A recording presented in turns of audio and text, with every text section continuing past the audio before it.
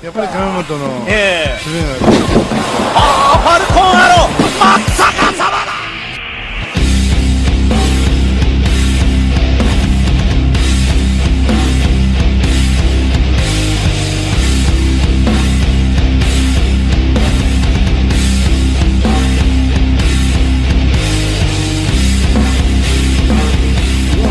Falcon Arrow, everybody. We are doing something a little different today. I am not your host, Joey Nohana. I'm the host, Anthony Caruso, joined by Joey Nohana and Tyson 2 Woo! How's it going, guys? We're trying something new here on the Falcon Arrow WrestleCast. That's right, guys. I said WrestleCast. Nice. Oh, getting it over. But right. trying to change the format a little bit. We'll be discussing a little more. Because I was terrible at my job. Yep. I fucking hate this guy. He's awful at it. I'm really bad. Trying something new this week, so I didn't have to take any notes, so yeah, that was awesome for me. Bear with us. Here to discuss the goings on in WWE and NXT for the week. So, fucking A, guys.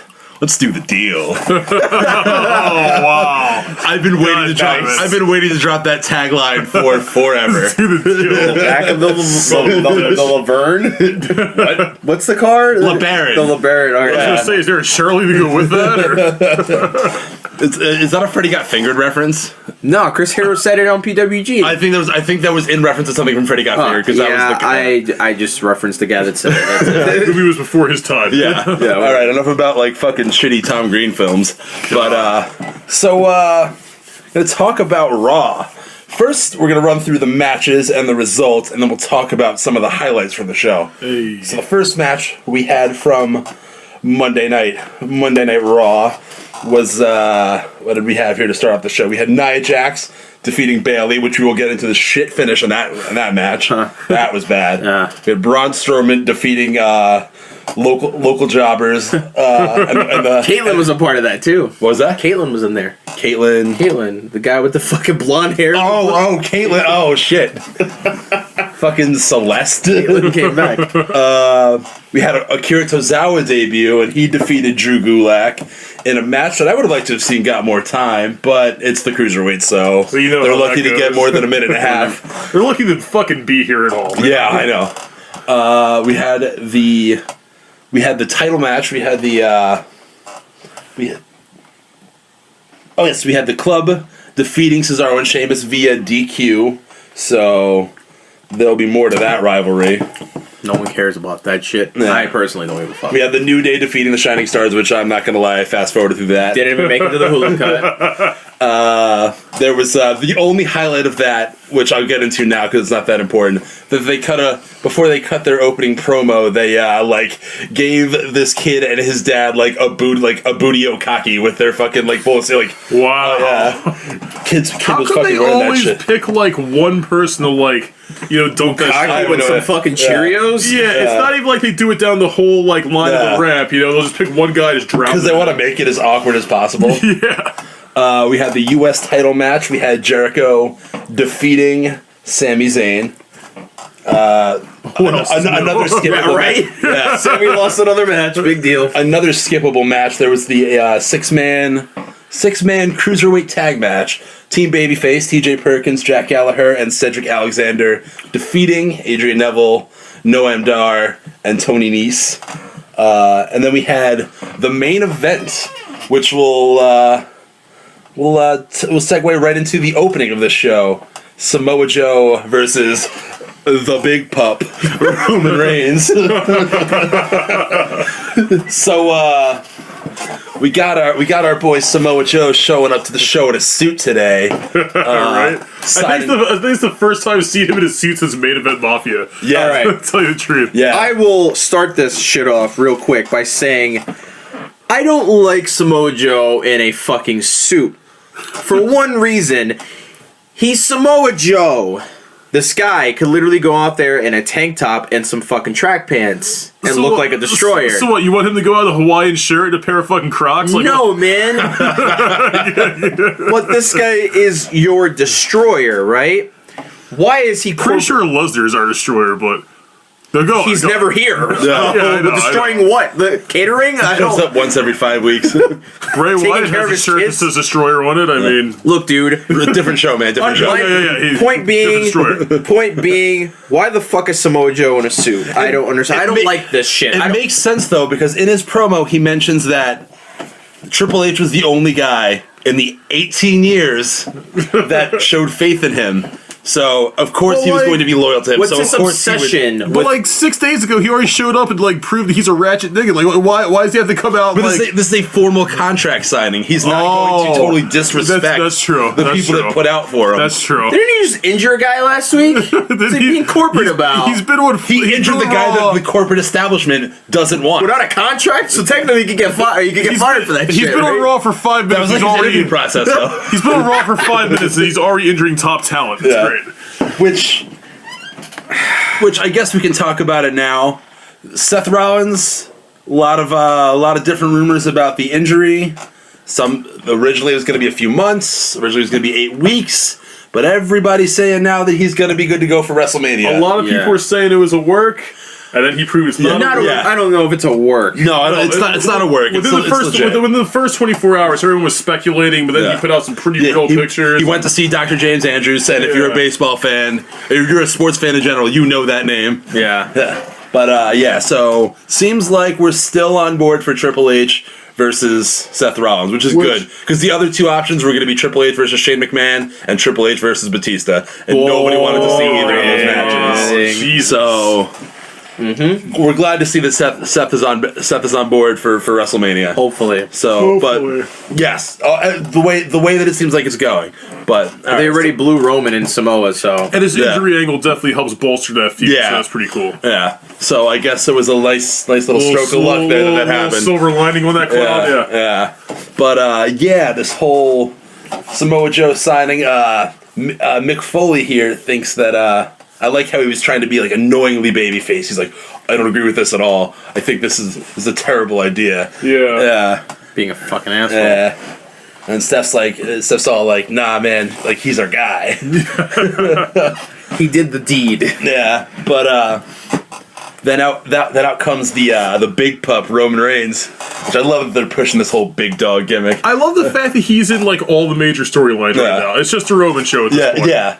It is clear to see the boner that these guys have for Roman Reigns, because in one night, Roman Reigns was booked as the main event for Samoa Joe's first match on Monday Night Raw. Yeah. Okay? Then, out of nowhere, he gets a match with Braun Strowman. So this guy is multitasking like a motherfucker. They have nobody else, right? They have nobody else on this roster do any of this stuff. He's doing what Dean Ambrose was doing last year when he was in Nothing? when he was in literally every fucking feud. Like Dean was getting so much work last year, it was insane. Except Roman's a lot better worker than Dean Ambrose. Roman doesn't have bad matches. I'll give you that. Roman doesn't have bad matches, really. Don't want to see him win, but yeah, he doesn't have. Dean bad Ambrose matches. it's like watching paint dry. It's literally not interesting. No, Roman's a lot more fun to watch for sure. But gets booed out of the building, but hey, Dean's a more interesting personality though than Roman is. Dude naps all the time. Give me a break. like Dean, Looks like he's asleep all the at this time. time last year, Dean was not only in the title picture, but he had that program with Lesnar, and he was doing all that other shit. Like, program. Lesnar. You mean the squash match with a couple of weapons? Well, no, he kept. Well, I mean, the build to it. You know, he kept calling him out, and then like getting back up after he got F5, and Lesnar had to walk back down the ramp. That whole thing, you know, like he had his fingers in a lot of pies at the time, bro. And they're doing the same thing with Roman right now. So it's basically the Roman show. but yeah, I like what they're doing here. Like, I mean, everyone's kind of bored of Roman, and he got a little bit of cheers, but mostly boos. But I like that they're throwing Joe right in, and they're giving him big names to feud with, and they're going to run with him. Yeah, and Joe's not going to disappoint. They're respecting Joe's position and what he's bringing to the company and everything. Yeah. Like they're really giving him, you know, the welcome that he deserves. Who else to welcome him than the Golden Child himself? I'm glad they're just not Sami Zayning this and letting him come in here and just mid-card out. Yeah, he can. He's the guy. Samoa Joe. No, I know. Like just like Finn Balor and the rest. But he's the best heel. But guess what? Before Finn, before Joe, who was there? Fucking Sami. And look what they're doing to him. You know, not a goddamn thing. So I'm going to throw this out there. Do you guys think that Samoa Joe holds the WWE Championship or the Universal Championship, I should say? By the end of 2017. Yeah, of course. Shit. Yeah. Okay, so he okay. Literally 1 year after he came into NXT, he got the title. Yeah. So I'd imagine it would be an even shorter uptake for him, now that he's hit the main roster. Only because again, Raw has a very small top card. Yeah. And now that card just got smaller because Seth's out. Yeah. So I mean, he won't be out for long. But still, that's gonna be all the more time he's gonna have to be built from the jump. And that's the most important time to build a character, I think, is right when it's introduced. So if he comes out strong, I mean, just like Braun came out strong, and even though he had that whole stint in the Wise, look at what he's doing now. That's going to pay off later on. Introduce Joe strong as fuck, and that'll help him carry through. By next Rumble, who knows? I would like to see Samoa Joe get his hands on the title if the part-timers don't get their hands off of it at some point. Yeah, which I guess we can segue right into. Bill Goldberg coming out during the Chris Jericho, Kevin Owens thing. All right. This was a good promo. It was. Yeah, I like this promo a lot. I really... They finally shredded the script for old Billy. Yeah. Let him go out there and talk. And he also stopped fucking headbutting lockers and shit. Even though I watched Raw a little late and I knew it was coming up, I was surprised. I was genuinely surprised when Goldberg's music hit. I'm like, because I was so invested in the whole Kevin Jericho thing. Yeah. I was like, oh shit, okay, well here comes Goldberg. I guess this is happening now. Did you want to see Best Friend v Best Friend? I don't, but I feel like it's the inevitability. Yeah. I like how that was presented, by the way. I like how Chris said, hey, you and me, best friends, let's do this, right? Yeah. And Kev's like, hey, that's the most generic way of presenting a match I've ever seen two guys do. They're really making Kev look like shit. I know we've talked about this before, but they're making Kev He's look never like looked good. They're making Kev look like such a pussy. He's like, oh, well, you're my boy. I mean, I can't fight my best friend. Yeah. They're Meanwhile, really... Jericho's over here, trying to figure out, any way he can to get that title. They're really making Kev look like a little bitch, dude. And they've been doing that. So this is the same thing with The Rock and CM Punk. Exactly, yeah. All over again. Yeah. And I don't like it. Yeah, neither do I. At all. The Goldberg promo was great, but, and I knew that they were talking about this match for, the last week or so I knew this was coming. I knew they were setting this up at some point.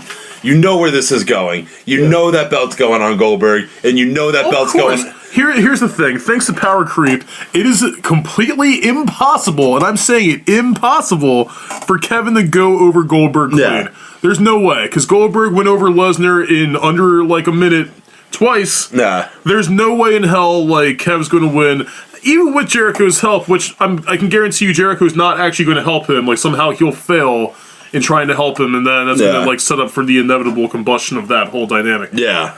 But yeah, I mean, obviously you can't beat Goldberg. Nah. Because Goldberg is as much as I hate to say it, the apex predator now. But it's not even Goldberg. You know that belt's going to Lesnar at WrestleMania. So this strap is going to be held by part-timers through, at least three pay-per-views. It really shows you how this is worse than Roxy. It really shows you how upper management feels about this whole thing. Yeah. Man. And Vince McMahon wants any reason to make this match as big as possible because this match is going to suck without it. Yeah. Yeah. Well, it wouldn't be the first time that the Universal Championship was not a priority. I mean, when's it been priority since it came into the fucking company? This is more of a priority than the Universal Championship. A fucking clipboard is more important than the belt. So, I mean... Goldberg put his own name on the list, though. Yeah. How about that? I enjoyed that. I could sit here as a wrestling fan and say that the Universal title going on a part-timer is going to suck. But then again, title doesn't exist as far as everybody else is concerned. It really doesn't matter. And I mean, it's just par for the course with Raw. Everything else sucks with Raw, so why not this, too? Storylines and Roman Reigns is more important than the Universal Championship. Yeah. So that's pretty much Roman Reigns is more important to God compared to Kevin Owens. Yeah, and Kevin's not doing anything on his own anyway, so... Nah. But, speaking of the clipboard, five-time Super Bowl champion Tom Brady got put on the list. Tom Brady made the list. Which was fantastic. Don't think he gives a fuck. He's still drunk as hell. Yeah. Probably has no idea. Nope, doesn't watch wrestling. Chris who? But yeah, I liked this Goldberg, Chris Jericho, Kevin Owens segment. but you don't like where it's going, like where it's obviously not. It's the same thing as Roxana. It's literally just to set up a fucking thing, and you know. Yeah, it's shit. Doesn't advance any of your stars. Doesn't help anything whatsoever. Just to get guys paychecks, and that's it. To get some big names. It's shit. But you gonna say something? I was gonna say that I don't understand why Vince McMahon is relying on part-timers. I really don't. Because they're draws. They help the casuals. Huge draws. They're trusted names. He knows how they work. For a guy in the 90s who relied on up-and-comers like The Rock, like Triple H, now when he's faced with the same issue, now he's just going back to the well. Especially, he's trying to keep the ratings up, so he's like doing this week-by-week booking bullshit. Dude. They're easier to manage because it's appearance by appearance, you know? Like a month ago, about a month ago, 50-year-old Undertaker would have been chill, but this guy, and I love Undertaker's awesome. This is not against him whatsoever, but obviously he doesn't look like he's 51 years old. He's not in that great a shape, and he needs a new hip. You can't be in this business for forever. You can't keep bothering fucking Undertaker you can't keep calling this guy asking for one more fucking match. Like, it's a little tired now. And I don't really want to see him at WrestleMania. WWE needs to cut this shit out. Like, it's not so bad when it's once in a while, but you got the Undertaker at WrestleMania. You're gonna have, I mean, I think they're trolling the audience with this, and they're not that they're part timers, but they're advanced age full timers. You're gonna have fucking John Cena versus Randy Orton. You're gonna have Big Show in a match with Shaquille O'Neal. You're gonna have Goldberg and Brock. That's what's like the first announced match. That's an official match. And then you're gonna have Brock Lesnar and Goldberg. You have all these old guys and part timers clogging up the biggest show of the year. You need to make stars, and what better way to make stars than have them shine on the big show? You could literally draw people with just Lesnar and Goldberg, and then build the card around them. I don't understand why they need to rely. And I've heard reports of them actually trying to get older divas and women's wrestlers. I don't know all the story about that, but I've seen the headline. That's actually a conversation that I've been having recently, is about how weird it is to have an older diva on the roster, you know, with like Mickie James and all that going on. It's strange because it's not weird when it's dudes, you know, because like you got like older guys on the roster all the time, Jericho and such. But it's weird when it's like divas, just female superstars, women wrestlers, it's or women superstars. I don't know who the fuck they are anymore. Yeah, it's just different because I mean, outside of Natalya, who's not that much older than the rest of the roster, there's not there's not really like a mom type on the thing where like an aging vet. You don't have that a whole lot. So. Mickie, I could let slide, and I guess you could have one person who could still go. Yeah, she can still go. So I mean, technically, to be fair, every top person on every show is not really that young. AJ Cena. They're pushing 40. Jericho's the most over guy on Raw. 40 something years old. Again, it's different when they're dudes because there's more of them, there's more guys, and like the women's division, there's not a lot of age variation between all of them. They're all within like I'd say 6 years up and down of each other. So, but it's weird. You don't have a whole lot of cougars on the roster, bro. Like that's just the issue. The issue that I have is this whole report about bringing in like Lita and all these fucking broads who don't. Did they just let Lita go? I don't know. There's rumors that Lita's coming back to fucking fight. You know, it's the old guard versus the new guard. What are we doing here? Why do we need this? That. You don't need Hopefully that doesn't happen because, well, you know what? Actually, SmackDown doesn't need it. Raw, however, has like 3 people literally every single week. Yeah. Sasha's too busy in the trainer room. She can't leave. Having fucking Charlotte talk some like shit to her. Heel turn. That's a heel turn waiting to happen. The rumor is that Sasha's gonna be turning heel at some point. So Sasha needs to turn heel. You know why? Sasha's gimmick only works as a heel because even as a face, when she's in the ring doing her thing, like doing that whole cocky thing she does when she gets you in the turnbuckle and all that, that only worked as the boss, and the boss only works as a heel. Like that was like heel Sasha's best Sasha. Yeah, absolutely. Yeah, no, babyface Sasha's. She's garbage. Yeah. But speaking of the ladies. This Bayley Nia Jax match for no reason because they're the only chicks. It's literally Bayley. Can I say something real fast? Yes. You have your top baby face in the women's division, right? You put her up against the unstoppable force of Nia Jax to promote her rivalry with Charlotte. Yeah. So you promote your top babyface by getting her ass whipped. What the fuck does that prove? That's been the story. But she was going to win via countout until WWE dumb finish number 1053 happened. when the count is what, at 7, 8, and out comes Charlotte. She does not even attempt to get in the ring. She stands on the ropes. Ref gets to 9. And Bayley's like, fuck, can't win this match. Gotta go argue with Charlotte. And then the ref has to come over and stop the count for no reason. Why wouldn't you take the win and then deal with Charlotte? And then address with that. Yeah, especially when she wasn't making it. Because wrestling. Yes. And every week I talk about this. You want to engage more fans, make your product fucking believable.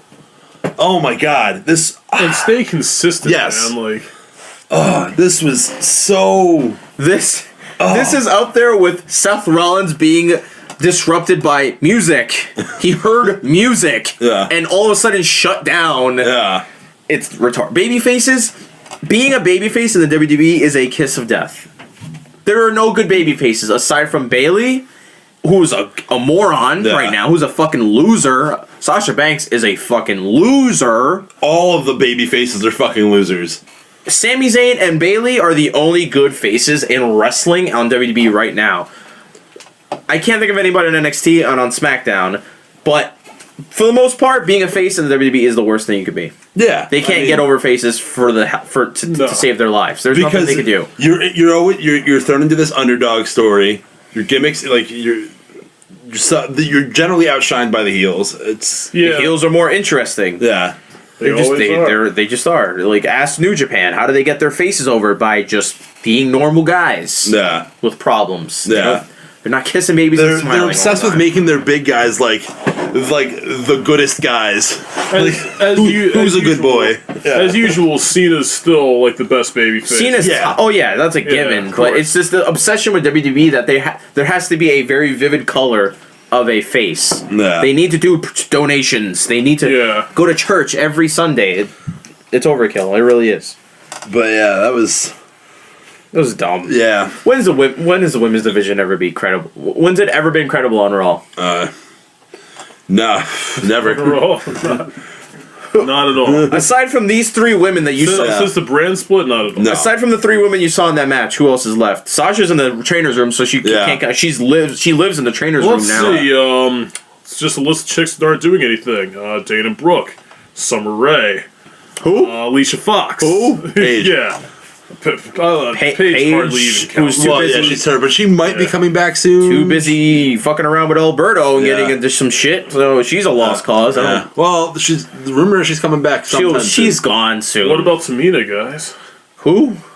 I saw something about her I think she's going to SmackDown. I'm not 100%. But speaking of women, you know who's finally going to debut next week? Emelina. Prepare your butts, boys. Emelina. Just in time for Valentine's Day. Who the fuck is Emelina? Because we've waited so long. We've been so good. Who the fuck is Emelina? Well, does she work for the company? Yes. As you guys know, I'm a long-time Democrat, and I'm pretty stoked for her debut. So I'm going to set the over-under at 3 weeks before she's off television. Wow. Who knows? Or I'm sorry, because we don't want to push. I'm going to set it at 2.5 weeks. Who knows, man? Maybe she gets over. Like, no, she's not. No, she's not. During commercial breaks on dark matches? Yeah. Her last incarnation was way better than her first one. So, like, her whole heel turn, fantastic. Heel gimmick Emma was great. How long has this been going on, these promos? God. Months, right? It's been at least Survivor Series? It's been at least 4 months, yeah. I'd imagine. Who's to say she won't last another 4 months on the bench? Yeah. Who gives a fuck about Emma? Yeah. She's worthless. It's literally useless to talk about this bitch. Yeah. She's gonna come back with some fucking shorter gloves, okay? I just hope they put her in a little thing with Dana Brooke, give them both something to do. That was the last chick she was attached to. Dana's not doing a damn thing. She's like hardly involved with Charlotte anymore. Give them both something to do. Give us something else to watch other than Bayley, Nia, and Charlotte. Yeah. It's gonna suck. No, we're already spending way too much time. We're spending way too much time talking about it than WWE is thinking about what they're doing with it. So Let's move on from that. Oh, one more thing I wanted to mention about the Nia Jax match is that Michael Cole mentioned her weight. That is a weird. That is I noticed that. Thing Whose for weight? Who's Nia Jax weight? Why would you do that? That is a weird woman thing for a for women's wrestling match. Not only did he mention it when she came out, but he brought it into play again during the commentary. 272, which for all you playing along at home, that's pretty close to Samoa Joe. Yeah, pretty close to Samoa that's Joe. bigger than me. Yeah. So what you're saying is Nia Jax is fat. That's what they're trying to say here. But they're trying to make her as a monster. This is. I mean, as the feminist that I am, Wow. I appreciate that women are getting equal treatment as far as having weight. It is very strange because you Yeah. never hear them mention anybody else's weight. No. They've never Any mentioned women's her match, weight before. any promotion. Yeah. I mean, you can look it up. It's out there. Yeah, the I'm information's sure, available. What she's Why pulled at. are their specifications never given? Their weight. I always thought if you're wrestling, why wouldn't They're competitors. Yeah. I don't get it. This obsession. By the way, this is wrestling and just society as a whole. Why are women afraid of their own weight? This is I don't know. this is ridiculous. Yeah. I don't understand why they have to be afraid of this. because emotions and hormones and stuff. Yeah. fuck Ladies- Estrogen. dumb. Ladies, So listen. stupid. So, some cats out there, they're down with thick chicks. Some No. cats aren't. Just be yourself. Yeah. You know? And just like Milo says, lose the weight. just be yourself. Enjoy yourself. lose the weight. Work at it. Love who you Don't be are. ashamed. It just shouldn't be a taboo anymore. You know, it's weird. We got body positivity guy over here, Tyson Tulud, and then Jose is just like lose the weight. Lose the fucking weight. You feel bad about it? Just fucking drop a couple pounds. What a dick. But yeah, that really stuck out in my mind. That was interesting. It was different. I noticed that. And I'm like, that's strange, Michael Cole. But yeah, we also had the Guns and Gallows versus Who cares? Cesaro. James and Cesaro. Couldn't remember their names. That had a shitty DQ finish. Looks like James and Cesaro are really getting chemistry. I want to see them stick together and keep going with this. They have no choice but to keep them together. Yeah. What are you gonna bring over? I think they have some of the best chemistry like of all the tag teams. So Sheamus needs Cesaro's charisma. Yes. By himself, Yeah. he is such crap. Cesaro makes guys. Yeah. He makes them. Because he's just fun as Yeah. hell to watch. But I guess this now gives Enzo. I guess this is going to set up for Enzo and Big Cass to go with the tag titles. I guess. I don't know if I want to see that. It's been about a year, and I still don't give a fuck Yeah. about Enzo Amore. Yeah. Nope, don't give a fuck. But I guess it's nice that Guns and Gallows have the titles for now. But who cares about For that? however Really? long they'll allow it. It's like winning a race with no one around. It's Yeah, Yeah, basically. no one to fight you. Who cares? but yeah. So we have that to look forward to. We had Is that on the pre-show again for the next pay-per-view? probably. Good, great. Let's go. Can't wait. We had Jericho defeating Zayn, like I said, with interference from Kevin Owens. I want to talk about the backstage segment with Jericho and my cousin Chuck Caruso. Oh, man. Yeah, Chaz. She's my favorite of them all. of all like the moderately attractive Latinas that they recently Yes. hired. Yes. I mean, she's my cousin and all, so Yeah. I have to like her. If you can put in a good word, I mean, Yeah, help a brother out. yeah. And then I popped hard when he was like, "Hit the bricks, Chuck." First is Chuck, then is Chaz. Yeah, I think he changed it every week. I think he's called her Charles at some point. But then there's they're planning on having this festival of friendship, Which I don't know exactly what that entails. Like, yeah, is that just going to be a bunch of pyro? Is that going to be like an extended highlight reel? it's probably gonna be like a whole. Like, are they going to change the ring for this, or are they going to put out the felt? Yeah, You put a know? nice rug down, maybe like Yeah. some seating and Oh my god! whole floral arrangement. little confetti, little Yeah, balloons, party you know? Wow! I'm stoked for this though. I want to see how it's going to play out. I really do. Yeah, Jericho is still the best part of Raw. Unfortunately, he is. Yeah. No, correction. The list is the best part of Raw. Yeah. It's incredibly over. It's Well, absolutely ridiculous. you're not quite the Jericho mark that I am, so No, but I have come around to him a lot Yeah. in the last year or so. Like, he's definitely literally holding that company up on his shoulders right now. yeah. But before we run too long on Raw, we got to get to this last match here. We have to get Roman and Samoa Joe. We had Strowman come in this match too and wreak havoc in this match. We have Samoa Joe, the Destroyer, In NXT, he fought all of his own battles. Yeah. First night on Raw, he needs help. Here we go. Yeah. Here we go. It's the kiss of death. No matter how big you are never bigger than Roman Reigns. You are never bigger than Roman Reigns, and that is exactly what this said.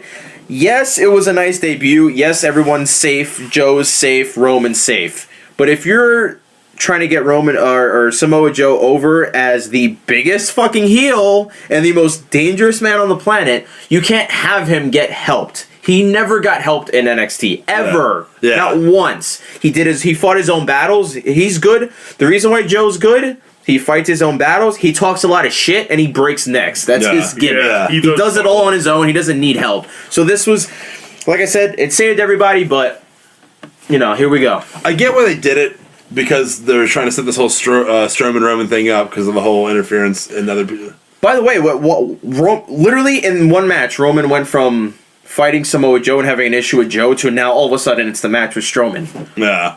Well, this guy's all over the place. He's doing a lot of things right now. He's doing everything for everybody. Yeah. Like I said, I get where they're going with it, but he still hasn't had his whole thing with Taker yet either. Yeah. There's a lot of things. Yeah. Roman has a lot of unsolved problems we'll never get to because he's wanted everywhere. Rumor is Taker wants Roman at WrestleMania and wants to put him over at WrestleMania. Like Roman needs any more. If he goes over, he needs to get turned into a heel immediately afterwards. Because as you guys all know, Raw is an empire of one. So yeah, really, that was Roman does it all. Yep. Yeah, at least Joe got the victory in his first Raw match, so that's something. Is he not using the Muscle Buster anymore? I was going to say, I think I was surprised he didn't use the Muscle Buster, but I think it's going to be like a pay-per-view only thing, at least at first. Like. I didn't even think of that. You know how like when Owens debuted, like half his spots were like pay-per-view only, like his little springboard. He has the package suplex. The package suplex thing, his weird thing off the top, and his springboard moonsault thing that he doesn't do anymore for whatever reason. Yeah, those were all pay-per-view only at first, so can't give it all away on Raw. Yeah. But one more thing in Raw news before we move on to SmackDown: the Rock and Roll Express are going into the Hall of Fame. They'll be joining at least Kurt Angle. I don't know if anybody else has been announced, but so far just them. Yeah, it's just been them. Yeah. I bet as we get closer to WrestleMania, they'll be announcing more names. Obviously, we'll get someone in there that has never stepped foot in the ring. But I can't. Yeah, I was about to say I can't wait for the celebrity who gets in. Has Shaq gotten in yet? Because this might probably Shaq. Yeah, it might be Shaq. WrestleMania thing. Yeah, that's a cringeworthy match. Who cares? But yes, now we're gonna move on to SmackDown, not taped. Nice. Was it in Seattle? It was in Washington. It was in Seattle. Yeah. Hometown of our boy D-Bry. He came out to a hometown of your boy D-Bry. I knew you'd take exception to that, but he came out to a huge fucking pop, and then of course he had to. When is he not? Yeah, that's true, but it was even bigger. It was intensified tonight. They were the 12th man. Yeah. And of course he had to be super babyface and come out with a Washington shirt that said home. It said home. Yeah. Jesus. I mean, he's like the poster boy babyface of like babyfaces in wrestling. Of course he was going to do that, and we got to have this whole Elimination Chamber like meet up in the beginning with all the this quintessential. This is such a raw opening. Oh my god! Yeah. All right, I know for a fact, and I said this to myself when I first saw this, that wrestling, there's really not a lot of places you could go at wrestling. Okay, wrestling's it's a one-way street. There's a lot of things that have been done, and it's almost rehashes upon rehashes. So I get it. I understand, like, booking is very limited with wrestling. There's not a whole lot of things you could do. But the whole, like, one guy coming out saying he's the best, and then another jerk-off comes out and says he's the best. That's kind of the point of television. It's a six-man match. Yeah. They all have to have that moment at some point. It's the point of television. It's to start putting the bigger matches over. So I get that. But like I said, I understand the booking. There's literally no other way to build that, you know? By the way... Six-man roundtable? Yeah. How fucking big was that zipper on whatever the fuck Miz was wearing? Oh, yeah. That shit was ridiculous. It was obnoxious.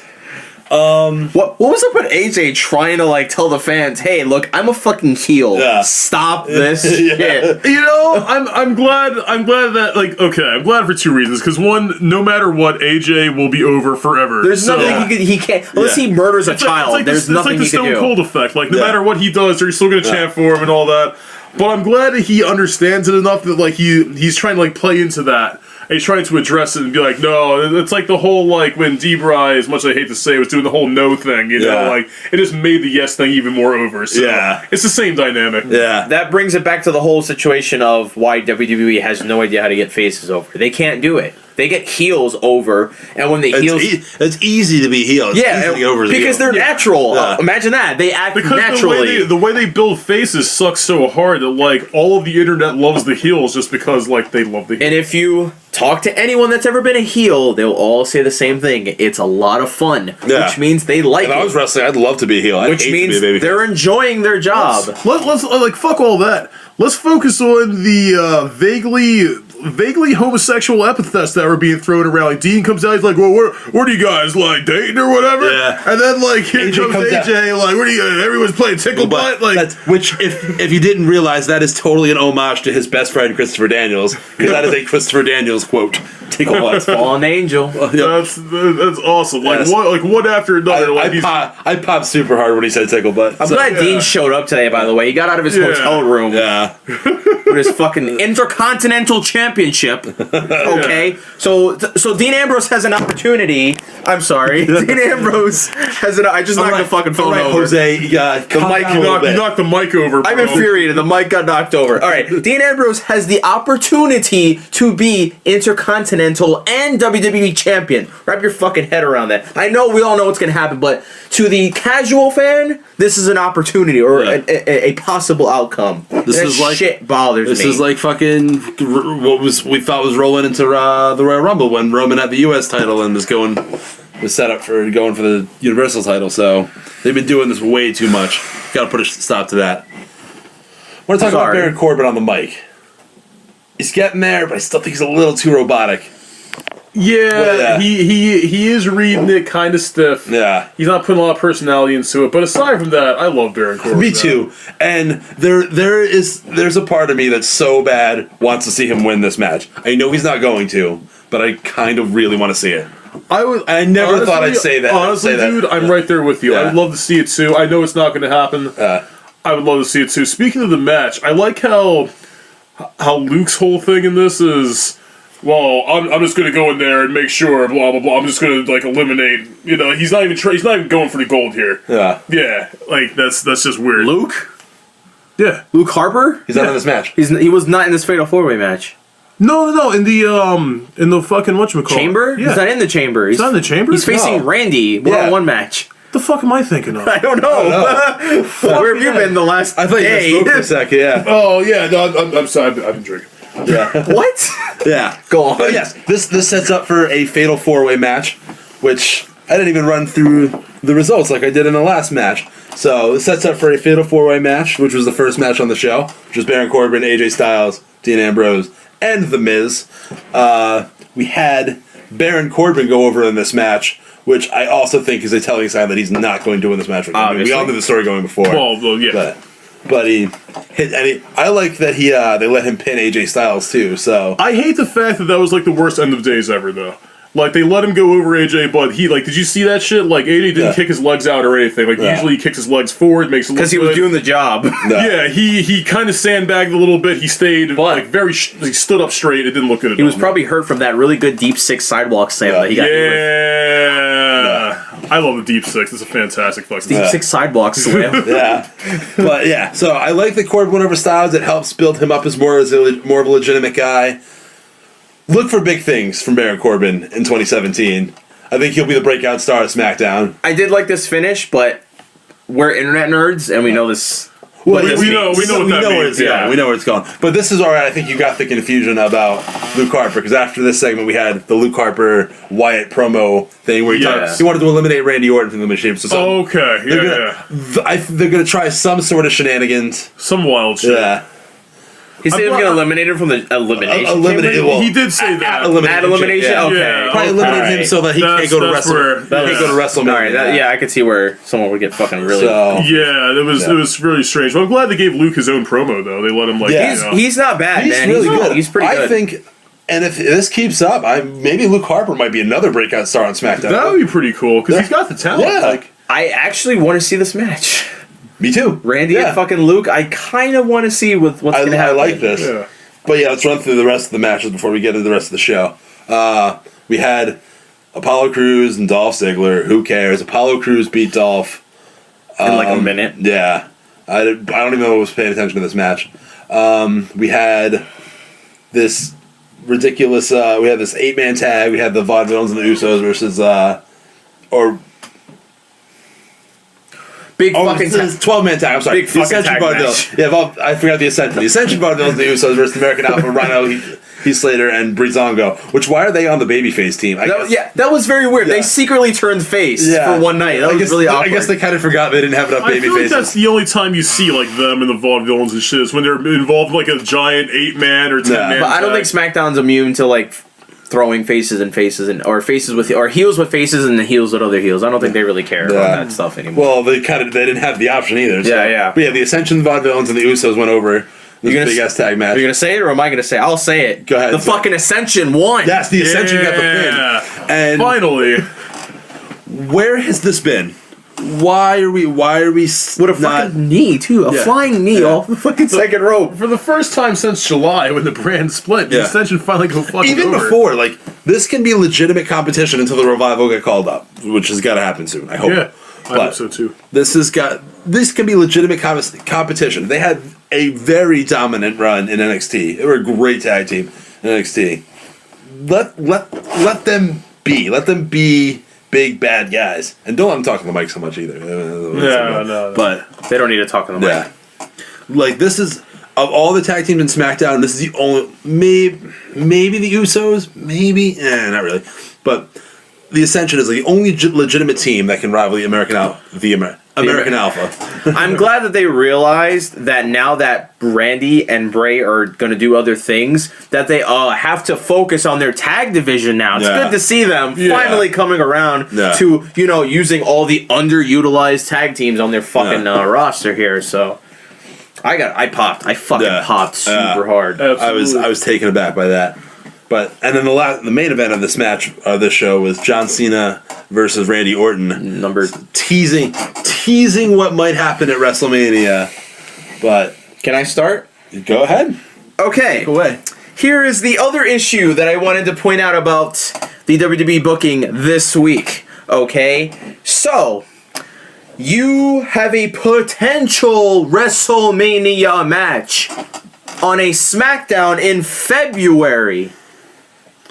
We're internet nerds, right? We know that Bray and Randy are going to be the thing, right? We know Orton and Cena are not happening. It's not official until it happens. Vince books on the fly. It could change. It's probably not going to change. We know for a fact. We have 99% sure that Bray Wyatt's going over to Elimination Chamber. So the casuals out there don't understand, but we get infuriated on the IWC because this is your WrestleMania main event, right? At the moment. And you're giving it away for nothing on television. Well, because I think they're trying to tease the audience, and then they're going to be like, oh shit. Tease the audience? That is exactly like having the Patriots and the Falcons play a regular fucking game 2 fucking weeks before the Super Bowl. The same shit.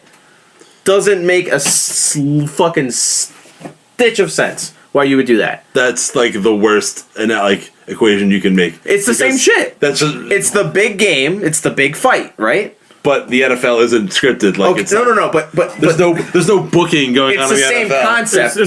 It's the same principle. It's the same shit. Your big draw, right, is given away for nothing and nothing on the line. This wasn't even a title match. This was a regular one-on-one match. Usually you're supposed to build your big... Well, for the casuals, I get it. you're basically this is essentially saying this is not your main event anymore. Yeah. This is it right here. Well, to be fair, if you're casual, you probably don't understand booking philosophy that well, so you're probably just like, oh shit, Orton and Cena? No, but I'm saying casuals are going to be like, that's cool, I get to see the match before it happens at WrestleMania, but also on the flip side, why am I watching this match right now? You can see it happen. Like, this is the fucking this is like a repeat times 15 of like Cyber Sunday 2003. Like, who fucking cares, man? You've seen this match 1,000 times. I honestly don't understand Although it's why. the first time it's happened since they've been on SmackDown. Since SmackDown not taped. Yeah. To casuals, like you just said, they're okay with this because it's cool, because it's a WrestleMania match that they're going to expect down the line. But to us fucking internet nerds, we understand this means that this is the only time they'll wrestle on the entire stretch to WrestleMania. Yeah. This is it. This is the match that we thought was going to happen. Yeah. Now it's not happening because you gave it away for free on SmackDown. Well, I mean, before this, we knew it wasn't happening, so like I said, I'm not that offended by it. I think they're just trying to troll the audience. I think it's fucking terrible booking, and I don't understand why in the world you would do this. Yeah. Why would you? This is a potential match for WrestleMania, right? Hey guys, here's your potential WrestleMania main event for absolutely nothing. Yeah. Not a draw anymore. Yeah. Kills the aura. Yep. Yeah. But yeah, we had Luke Harper come out at the end of this too here. And make it pretty much official that he is, I guess, a babyface now, and again turn on Bray. Give him a clothesline, I believe, right? Is that what happened? I believe so. Yeah. Discus clothesline. Yeah.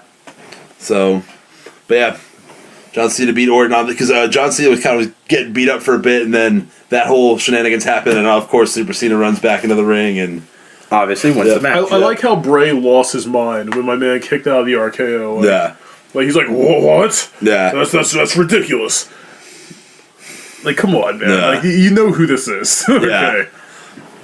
I'm interested in this. This storyline. See, we had this discussion about the whole Randy and Bray Wyatt thing, but this whole dissension of the Wyatt family is starting to become a lot more interesting than the actual like main product. Yeah. That's the point. Like, it is interesting. That's why it doesn't need a title match to like add, any kind of enhancement to it. The title just makes it bigger, and I like. That's WWE. Yeah, they could have a good storyline, but they need the belt in order to make it better. It's an unnecessary inflation. Like the match itself stands on its own merits by itself. Yeah. I agree with that on one simple principle. The fact that you could actually, instead of having one match have all the cards, you could have the belt be the storyline for something else. That's what I'm saying. But you also don't want to stick the strap on like some bullshit storyline that no one cares about either. But I mean, like, I'm not saying it's an excuse to build a bad storyline on the side. I'm saying, like, don't waste it. Like, you could have that be its own thing, and still have more room on the card for other stuff with the belt. I know why they're doing this to maximize the eventual turn for Randy from the Wyatt family, but I understand the point where you could actually capitalize. The belt is the storyline. You don't need anything for the belt. It's the belt. It's its own thing. Like, utilize your resources, man. This could have been done earlier on the card, but I get they're trying to really capitalize on a good thing. SmackDown could have its cake and eat it too if they wanted to, but instead they're just putting all their eggs in one basket. But let's be fair, this Wyatt family angle is a lot more interesting than anything on Raw right now. Yeah. Oh yeah. No, agreed. Yeah. Agreed. And a lot more interesting than the next thing I wanted to talk about. How much more cringe can this Natty, Nikki, Bella Dude! Okay, hold on. that fucking obviously in the can interview segment was... You guys I'm not gonna lie. are assholes. Well, hold on. I digged it. I thought it was great. I digged it. I get what you're saying. It was cringy in its delivery. Yeah. But Natty going off and saying all that, like, I feel she wasn't. Dude, I don't buy for a second that if she wasn't married, that John Cena would go for her. I'm not saying that Natty's gonna go or anything, but there's no way that any timeline that John Cena would ever. Here's why this is great. All right, I feel like Natty's like throwing out the realest shit ever about Nikki, like telling like her real life, like saying like, yeah, you're gonna end up with your pregnant sister's kid on your lap, and John's gonna be out doing crazy stuff. That could be real life. Like a year from now, she's not wrong. Like a year from now, that could be a real story. Meanwhile, on the other side, Nikki's just like, that could be like 2 seasons and now it's like give it like a year or two, that could be a real thing. Meanwhile, all Nikki's got is, well, you're a crazy cat lady, and that's it. Like there's really There's really I nothing. cringed super hard when she said that shit too. You want to know what man. was even funnier is how Nikki said, "Yeah, I give you credit. You're good at wrestling. That's all you need to be good at." Yeah, she's like, all you're it's a good bad at thing is all you're good at is wrestling. All the is making fun of her for being good at her job. This is a pro wrestling show, dude. Like, well, the only thing you're good at is wrestling. Well, thanks, Nikki, you fucking asshole. I'm sorry, I'm not good at all the peripheral shit that you do outside of the company. You're not good at selling merch, showing your ass. By the way, this might be Nikki Bella's last feud. There are rumors that she might be I retired. heard that, that she's got problems it's with a her neck neck. again. Yeah. Well, I mean, coming back, they said that this might be a part-time thing. I've heard rumors that she's going to be retiring, rumors that she's going to be taking a lot of time off. So she might be coming to the end of her run here. Former longest reigning Divas champion. Divas champion. Okay. But yeah, that was pretty much SmackDown. Whoa! You're missing. What am I missing? You're missing the dual contract signing. Yeah, between bro. the most interesting segment on the whole show. This was a good segment. I liked This was all amazing. the promos. Yes. Yeah. All right, I sat there and I said to myself, "That was a really good fucking promo." And I said, We were talking about this last week and I wasn't sold on it, but I'm sold on Naomi now. No, they fucking rules. Mickey James is really stretching. Like, she's reaching really hard when she's like, yeah, if it wasn't for me, there wouldn't be any here. Come on, man. Okay, you were 5-time champ back, but that belt didn't mean a fucking thing. Yeah. Let's face it, no one was keeping track of who had that and how many times. No one gave a fuck. No one was actually wrestling. Those matches were to sell tits and ass, bro. Yeah. Straight up. I would love to say, I would love to agree with you because it does feel like she's stretching, but I almost feel like this is, once again, this was supposed to be Trish.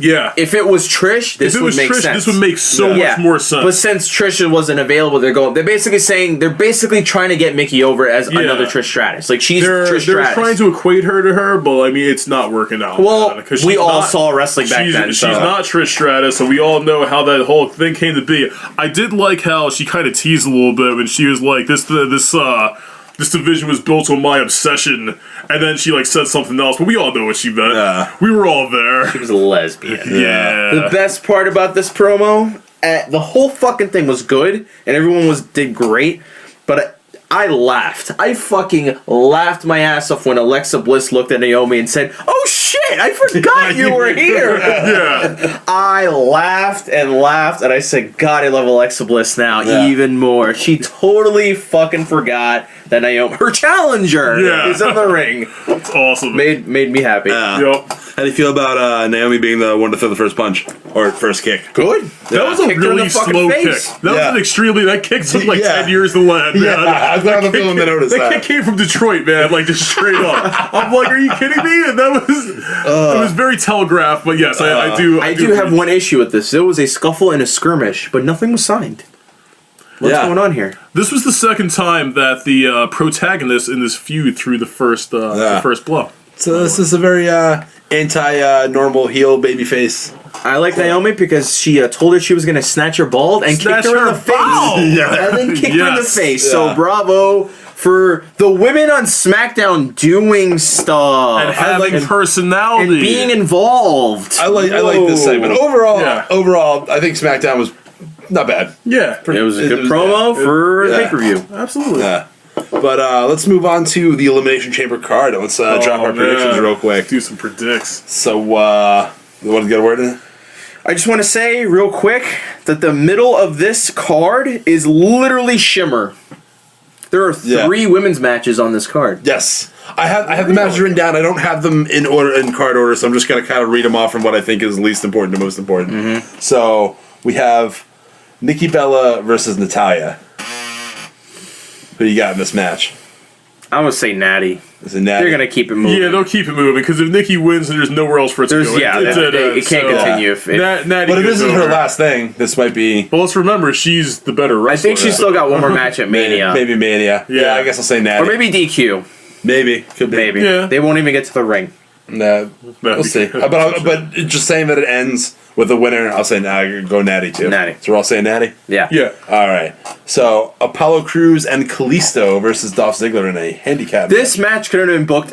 Couldn't have made Dolph Ziggler look like a more big of a fucking loser. Yeah. Because, and I know we're going to talk about the match real quick, but the way this was booked, it was literally, hey, I could take these guys on by myself. Oh, yeah, well, fuck you. Do it. It's damned if you do, damned if you don't. If he wins, I mean... Cool. Great. If he loses, he looks like a fucking idiot. Yeah. If he loses, he got beat up by 2 guys. That's and both. By the way, Kalisto's awful, so I don't understand how you can lose to Kalisto. Yeah, and if you beat the 2 probably lowest single guys in the card. Yeah, I'll say Ziggler wins with a chair shot. Yeah. of course. Yeah, I go Ziggler too on that. Mickey James, Becky Lynch. Mickey, yeah. Keep the heel momentum going. There's no reason to let Becky go over in that. You'll just end it You right just there. kill Mickey's momentum. And Same thing with Natty and Nikki. You can't let Mickey's first singles But match. is Mickey a long term thing? I hope so. Even if she's not, you can't let her first singles match end in a loss. That's true. That would All right, I guess She literally built this division. Yeah, it's yeah. with her hands. I guess I'll go Mickey then too. Yeah, Then we got tag team turmoil. Vaudevillains, the Usos, the Fashion Police, the Beauty and the Man Beast, the Ascension American Alpha. I'm gonna go ahead and say the Fashion Police. Yeah. For bias reasons. It's who you think it's gonna win. I don't not give who a you want fuck. to win. It's the Fashion Police. That's who I think's gonna win this. Obviously, this is American Alpha. Yeah. You guys don't have any faith. This. What Joey know how to meant to say was American Alpha. Yeah. The Usos. Okay, that's more believable. Big Shad and fucking JTG. Crime time. We don't need to talk about that much. Luke Harper versus Randy Orton might be the best match on the card. Luke. Yeah, it might low-key be the best match on the card. Luke, just because Randy's in the main event of WrestleMania, no one loses anything. Yeah. Luke gets a win. Randy doesn't lose any credibility if he loses to Luke. It Doesn't makes really Luke matter. it makes Luke look good, keeps him relevant. Yeah, Having a grudge match with a guy that's already got a title shot doesn't matter. Yeah. No, I agree. Luke Harper, and like I said, hopefully wanna him know, and Baron Corbin.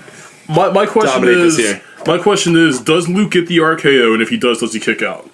I don't think Randy will get a chance to do it. The way that they're building the RKO, it's essentially the Stone Cold Stunner. So no one kicks out of the RKO. So Luke's probably not even going to get the RKO. He'll probably tease it a lot, counter it a lot, but I don't think he's going to win. Think Bray Wyatt gets involved in this match? Not physically. He might, maybe he'll come out. He might come out, maybe stand on the apron, but he's not going to physically touch anybody. All right, what do we got? The women's title match. Naomi and Alexa Bliss. Damn. Yeah, this is actually a tough one. I'm going Naomi. I'm sold. I'm going Naomi. At first glance, I want to say Naomi. Yeah. And then I'm a huge Bliss mark, but I'm going to say Naomi just because of the way it's been built. However, if Bliss wins, this could lead to maybe something between her and Naomi at Mania. Maybe. It depends if they. I mean, it could still go. If Naomi wins, it could still lead to something with her. And that's true. We got the rematch clause. Yeah. But yeah, if Alexa does win, maybe it could be her and Mickey and Mania. I don't know. It's definitely interesting. See, I have an issue with this because whoever wins this match, there's like a branch. So it's like where would it go with there? So if Alexa wins, she's possibly got a match with Mickey, but I don't know why you'd squash that whole friendship right away. Possibly a fatal 4-way match with all 4 of them. I don't know, at WrestleMania. Naomi wins, it opens up a whole nother gate. A whole other thing. It wouldn't be impossible to say that, but I feel like since they're really building Alexa as this big, bad, unstoppable heel fucking, with her bodyguard. Yeah. I don't know. Maybe Mickey gets involved. Maybe. I would like to say Naomi, but I really think it's going to be Alexa. I think they're going to keep this moving. With a heel finish. Yep. Yeah, I could see it. You know Heels what? are going to dominate. You know what? I'm changing my vote. I'm going Bliss. I don't know. I'm gonna ride the Naomi wave and stay with it. I'd be happy if Naomi won, though. I would say heels for the women's matches, all 3 matches, heels sweep. But now that we're saying heel for Naomi for the women's match and Becky and Mickey, maybe Natty wins her fucking match and Nikki does some other bullshit at WrestleMania. There's other things to do. You know the rumors of what's happening at Mania with Nikki. I'm pretty sure you know. No, I don't actually. Enlighten us. Nikki Cena versus Miz and Maurice. The reason why would that be? The reason I buy, we don't want to get into it too much, but the reason I buy into it is because Maurice is posting an awful lot of fucking videos of her working out.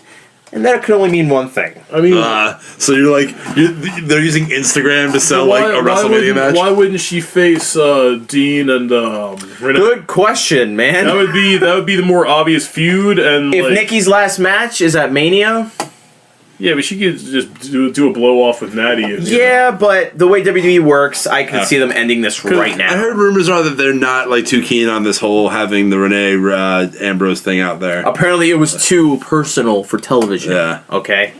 Even though they're all over Total Divas. Total Divas. Yeah. Exactly. Well, I don't know. I think everybody should know by now. If you work for Vince McMahon, nothing in your personal Nothing's life off that's like limits. people know about it. nothing's off limits. That's Matt Hardy, dude. Yeah.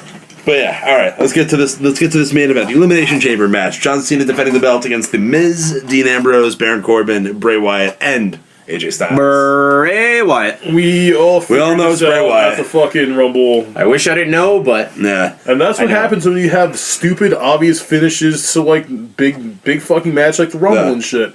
It basically like sets the stage for the next couple, pay-per-views. I would have been super upset if this was going to be a winner I didn't care about. But I like Bray Wyatt, so I don't hate it that much. well, this is a new thing for WWE. We're giving the belt to a young guy. Well, not young, but A newcomer. Yeah. Yeah, someone who's fairly new and, I don't know, who's been getting fucking buried for 4 years. Yeah, so. but it's 3 years too late, Yeah. so big fucking... Better late than never. I don't think Bray's beyond like saving though. No, he's not beyond saying, but I'm saying they should have capitalized on They this. should have done this in 3 years ago. 2013 or 14 or whatever the fuck Yeah. the Money in the Bank was for the title. Yeah. He was too busy losing to Taker, too busy losing to John Cena. Yeah. But They were getting him over in every way they could, but putting the strap on him. He's Yeah. a gimmick. They literally, They loved his gimmick. They didn't want him They winning literally it. So. fed him the biggest booking that they could without doing anything with him. Yep. yeah. That's Terrible. Bray Wyatt. That's Elimination Chamber, and then we had NXT that just happened today. Nothing too much happened. Glorified Sanity promo. Yeah, nothing Yeah, really. it was. This was the Sanity show, really. We had the opening match was Harv and Gerv Shearer versus the Bollywood boy Herb and Derp versus Killian Dane, formerly known as Big Damo, and Alexander Wolf, and of course they did the job. Damo and Wolf. That was their One their big match. Sanity promo. Yeah. Then you had Liv Morgan and Billie Kay in a match. Liv, of course, with the babyface, steals the victory over Billie Kay. Complete bullshit. Had a backstage interview segment with Ty Dillinger, which set up for more Sanity stuff. So Sanity comes out and beats them up, and then or beats Ty Dillinger up, rolls out into the ring, and then out comes Team Babyface, No Way Jose, and Roderick Strong. The most dynamic team in all of wrestling. Yeah. Who saw these guys coming together? But that sets up for a 6-man tag at the end of the show. By the way, I like heel Roddy. Heel Roddy's best Roddy. I mean, Obviously. but I mean, they got to get him over. WWE so- doesn't know that yet. Yeah. We'll find out. Yeah. But at least they're like doing something with him. Yeah, I'm glad he's involved. They were in catering. Yeah. Much like they were hanging out with Jack Swagger, and then they decided to help out. Yeah. So- Right? Billie Kay and Peyton Royce had a backstage segment with William Regal, and they had so much beta carotene in their diet, they were orange as fuck. Yeah. Straight Oompa Loompas, man. I don't know what happened there. That was crazy. Billie Kay looked super believable. We had the Revival beat the Heavy Machinery, which I don't even know who these guys are, but Apparently they were Full Sail guys. There's some big boys, Yeah. and they used the job. They need and tag now- teams. And they still job to the Revival. Yeah, and they need tag teams, and now they have them that brings their count to 4 until the Revival leaves, so here's to that. Revival cut a promo. Bobby Roode came out and cut a promo about being better than Nakamura. Nakamura ran roughshod through Japan for 10 years, whatever, but yada, yada, yada. Bobby Roode's the best, he's glorious, whatnot. And then the main event was Sanity v. Roddy, No Way Jose, and Ty Dillinger.